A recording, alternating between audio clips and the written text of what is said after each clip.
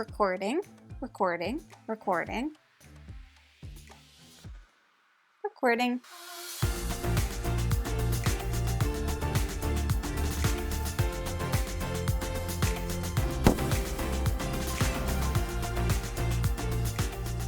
Hello everyone, welcome back to Foster the Meeple, a channel all about board games and board gamey things. I am back again today with another pumped up Kickstarter.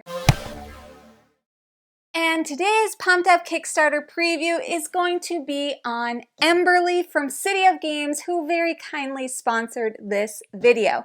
Emberleaf is going to be launching on Kickstarter today, September 17th. So in this video, I'm going to tell you lots of stuff that you might need to know in order to make a decision on whether or not this game is right for you. Before we get started, just a few things to know. This is a prototype copy of the game. So as per usual with prototypes, things are subject to change. You may recognize the designer, Frank West, and the publisher, City of Games, because they did bring us Isle of Cats. Everybody knows that I love cats and Isle of Cats. Isle of Cats was actually, I think, my very first video ever on this channel. So it's a bit of a full circle moment to sit here and be sponsored by City of Games. So thank you to them for sponsoring this video. Now, as per usual with our preview videos, I am going to kind of give you an overview of the game, tell you a little bit about how it plays, and hopefully help you make a decision on whether or not this game is right for you. So without further ado, let's get into it.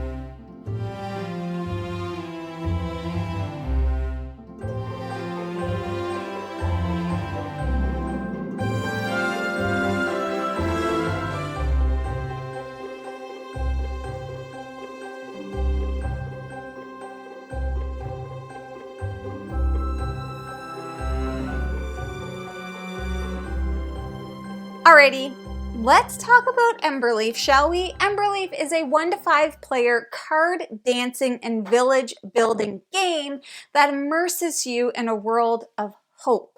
You are a brave Emberling on a mission to rebuild your home.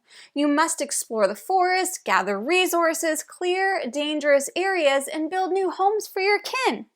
As you explore the forest, you will recruit heroes into your fellowship, each bringing unique skills that empower your team. You will need to build a variety of buildings to meet the diverse needs of your fellow Emberlings, while completing specific favors for your picky friends.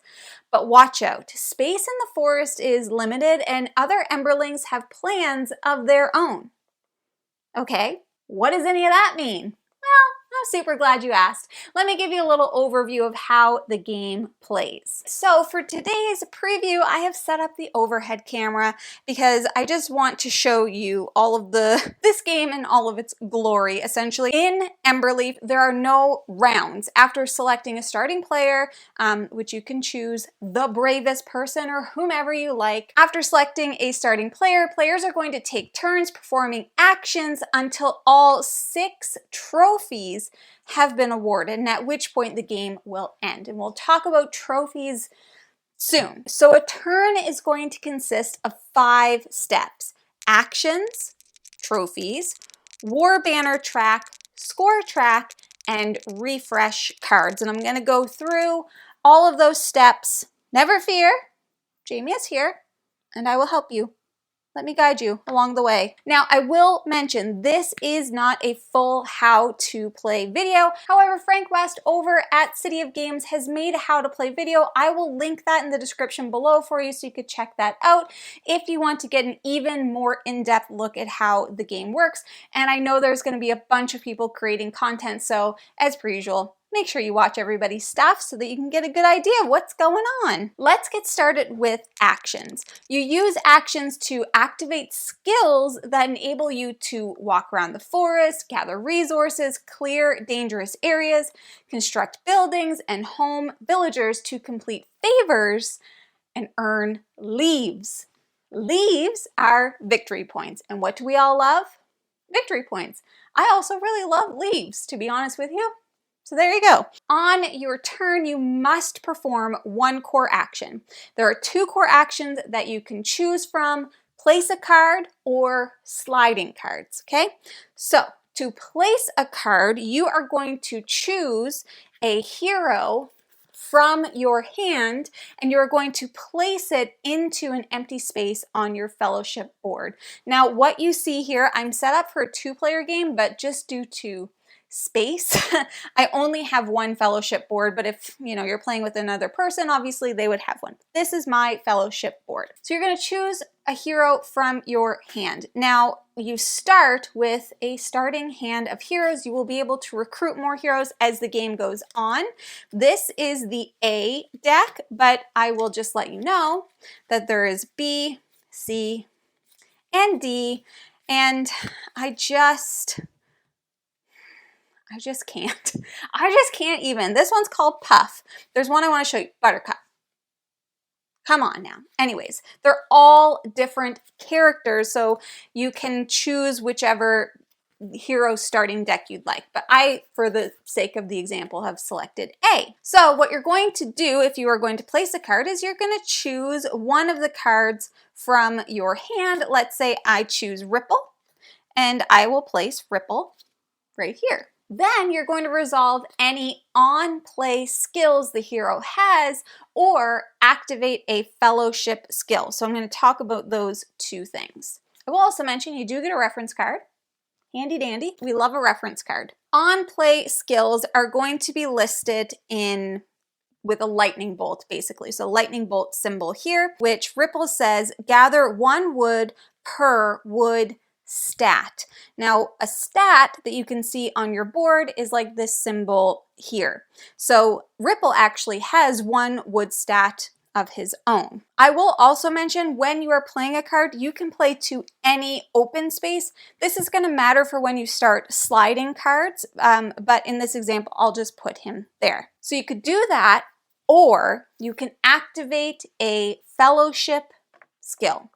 So some spaces on your fellowship board contain skills, and when you place a hero card on one of these spaces, you may choose to resolve a fellowship skill instead of the on-play skill of the hero. An example would be right here, gather 1 stone. So if I had decided to play Ripple down here, instead of activating his skill ability or on play ability, we would actually be activating this to gather 1 stone. That's placing a card. The other thing that you can do is you can slide a card. To take the sliding card action, you'll slide every card on your fellowship board 1 space to the left. And as each card slides, you're going to resolve any slide skills it may have. The cards in the leftmost column of your fellowship board are going to drop off the edge. When a card drops off the edge, it gets put back into your hand. So basically, your hero cards are only ever either in your hand or on your board. But let me just set up a little example. So in this example, Ripple would drop off because he's going bloop right off the board. But he has a slide ability to gather 1 food, okay? So even if he's dropping off, he would still get to do that. Now for Sprig, as he drops off, he actually has a drop-off ability which would allow him to build one.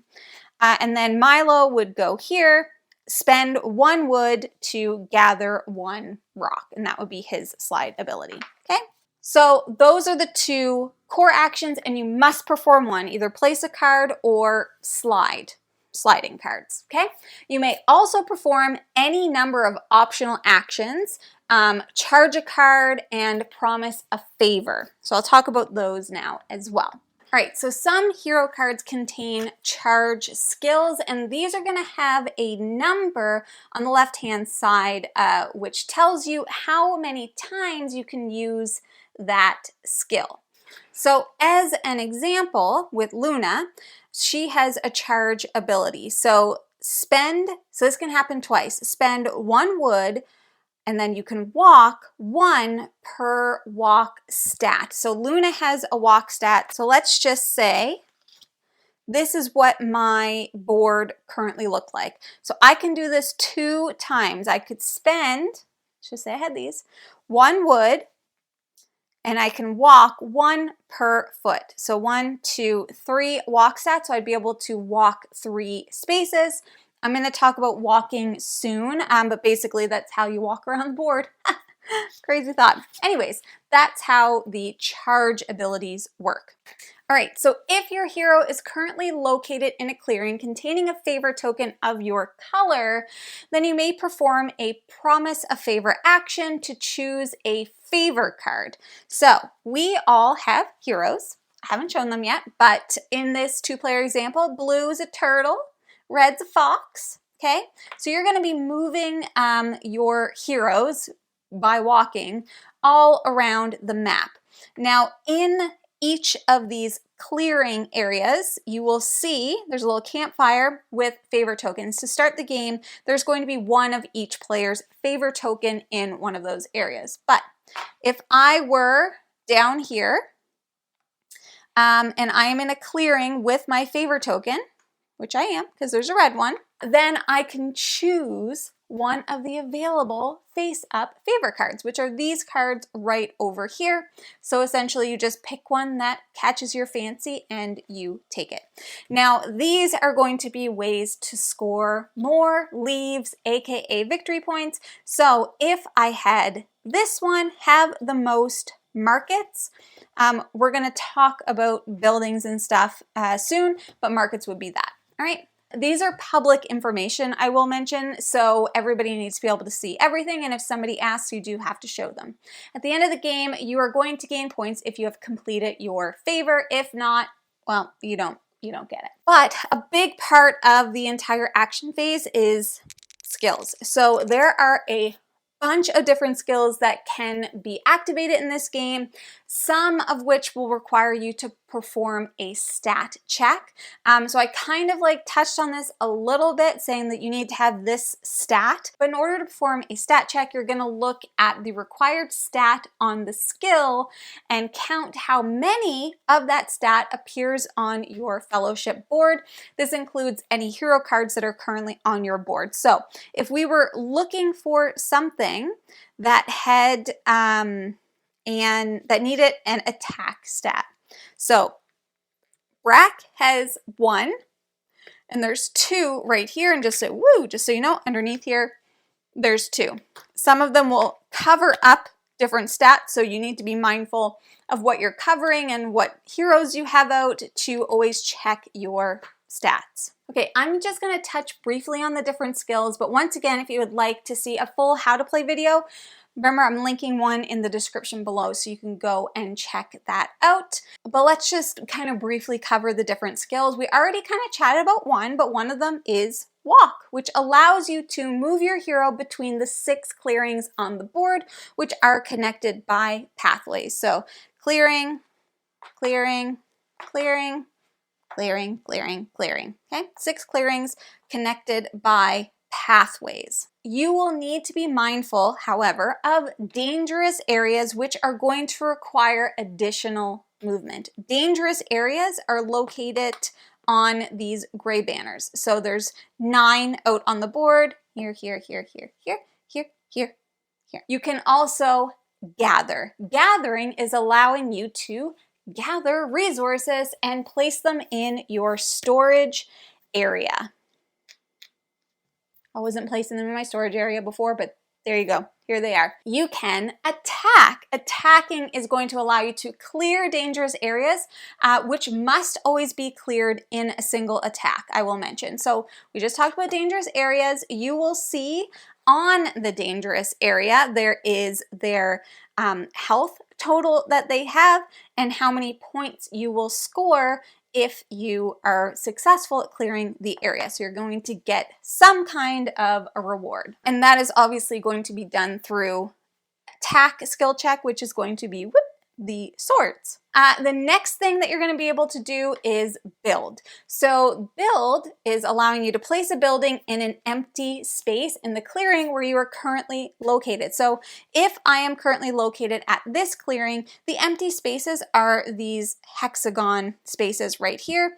In a 1 to 3 player game, I have put out some basic buildings already that are kind of filling up some of those spaces. So we do have general buildings. These are our basic buildings that you can build. Then there's also fellowship buildings. You can house a villager in a building from your rats, owls, rabbits, and frogs. So everybody's fellowship board has a line of rats, owls, rabbits, and frogs, which are so cute. So let's just look at these. So everybody's going to have the same thing and they're all lined up.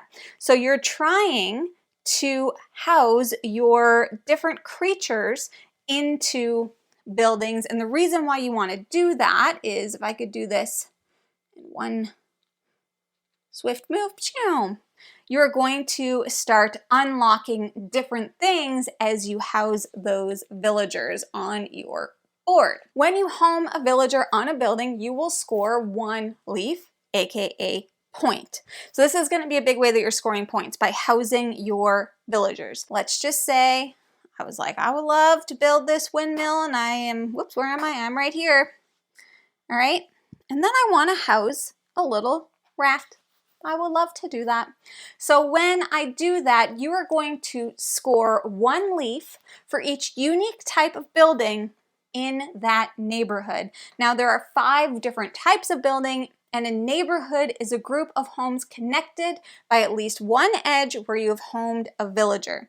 So right now in this example, my neighborhood, even though there's 3 buildings connected, my neighborhood is only 1 big. So I only have 1 rat right there. Now, if this was later in the game and I placed this one here and I had another little duder right there, that would be 2 points. Make sense? And it doesn't matter, the village, the neighborhood could consist of all rats or rats, owls, bunnies, frogs, whatever you want to do. You're just trying to unlock basically different things to gather different points and resources and all of that good stuff. That was all step 1. That was all the actions. So let's talk about step 2, which is trophies. So this is the trophy board right over here. So what you're going to do in this step is you're going to check to see if anyone has earned any trophies, which are awarded for reaching the bottom of the war banner track on the trophy board and for filling clearings, okay?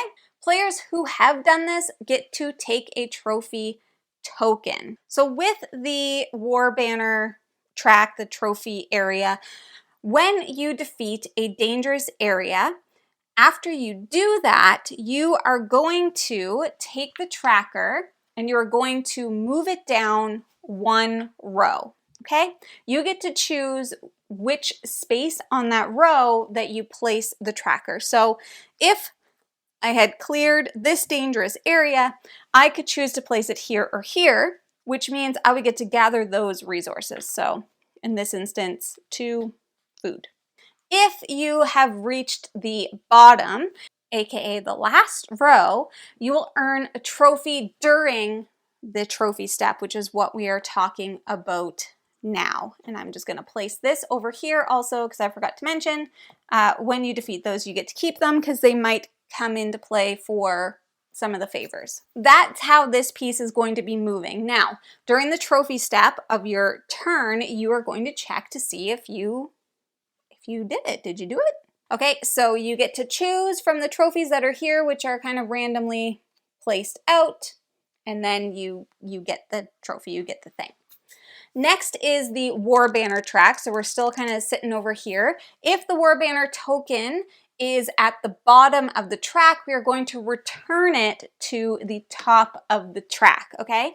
Then we're going to return dangerous area tokens on the game board to the creatures bag, which is this bag. So anything that's left, any dangerous areas that haven't been cleared are going to be returned to the creatures bag. We're going to draw 9 new dangerous area tokens and place them randomly on the dangerous area spots on the game board. Next is step 4, which is score track. So some spaces along the score track contain bonuses. So you can see they're kind of highlighted all around. The first time any player moves onto a bonus space that no player has previously moved onto, all players receive the bonus in turn order, starting with the player who triggered it. Finally, we have step 5, which is refresh cards, and this is where, well, you probably guessed it, it's where you refresh cards. So if a hero or a favor card was taken during your turn, then the available cards of that type will be refreshed. All right, you're probably also wondering, like, how do I recruit heroes? Great question.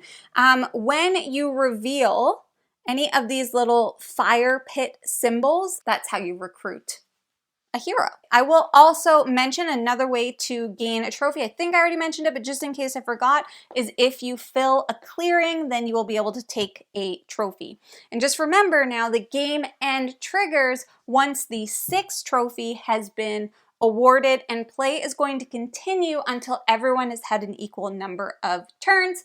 Then we're going to move on to final scoring, and the person with the most leaves, aka victory points, will win and be remembered as a hero of the Emberlings. Now, there's obviously more to this game. Once again, I would encourage you to go watch the full how to play video, but in a nutshell, you are gaining some heroes, you're playing out some heroes to your board, triggering their different skills and abilities. You are going to be building and exploring, and you are trying to score victory points by performing favors and gaining trophies, and there's a lot going on. Okay, so that leads us to the question, who is this game for?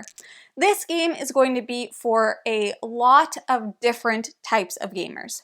If you enjoy tile placement, village building, exploration, engine building, resource management, this could be for you. It also has a really unique mechanic called card dancing, which is essentially how the heroes are working and moving in your grid to activate skills and to enhance your fellowship. It's very combo-y in that way. You need to think about like how you're laying out your different heroes and how you're building different buildings and putting out your villagers, and when you're unlocking different things within your villagers. There's just a lot that you need to think about. There's a lot going on in this game, but the rule set itself is not intense. I would say this is definitely going to be classified as a mid-weight game.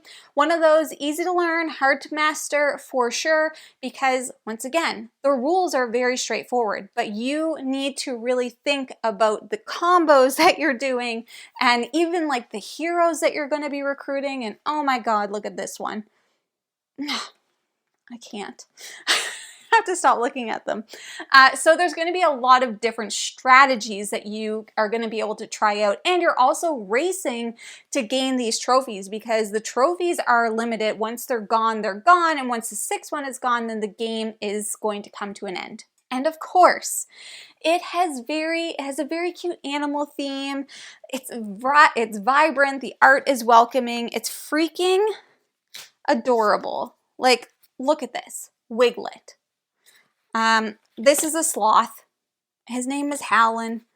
This is I don't even know, badger? I don't know.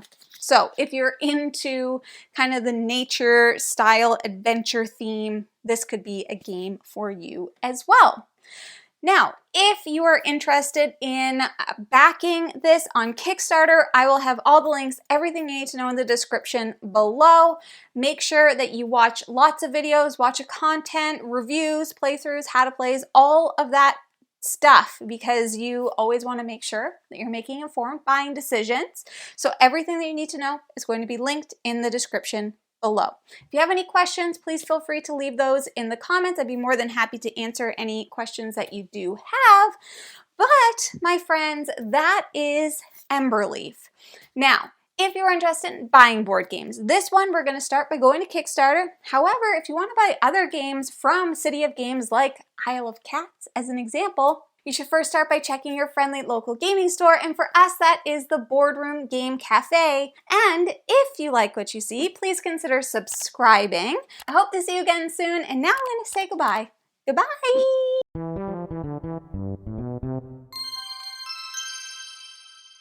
Beep, beep, boop, boop. You cute little guy can go back there. Ding. I need to get my seat up higher, but this is high as it goes. I think it's too bright and shiny. Actually, peeps. Boop. Boop. All right. Wiggle it. I can't. They're so cute.